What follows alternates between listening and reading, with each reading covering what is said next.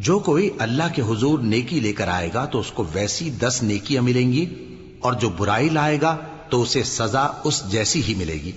اور ان پر ظلم نہیں کیا جائے گا۔ کہہ دو کہ مجھے میرے پروردگار نے سیدھا رستہ دکھا دیا ہے، یعنی دین صحیح، طریقہ ابراہیم کا، جو ایک اللہ ہی کے ہو رہے تھے اور مشرکوں میں سے نہ تھے۔ یہ بھی کہہ دو کہ میری نماز اور میری قربانی اور میرا جینا اور میرا مرنا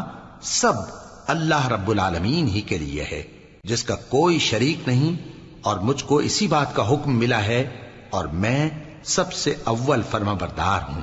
کہو کیا میں اللہ کے سوا کوئی اور آقا تلاش کروں، جبکہ وہی تو ہر چیز کا مالک ہے، اور جو کوئی برا کام کرتا ہے تو اس کا ضرر اسی کو ہوتا ہے، اور کوئی شخص کسی دوسرے کے گناہ کا بوجھ نہیں اٹھائے گا۔ پھر تم سب کو اپنے پروردگار کی طرف لوٹ کر جانا ہے، تو جن جن باتوں میں تم اختلاف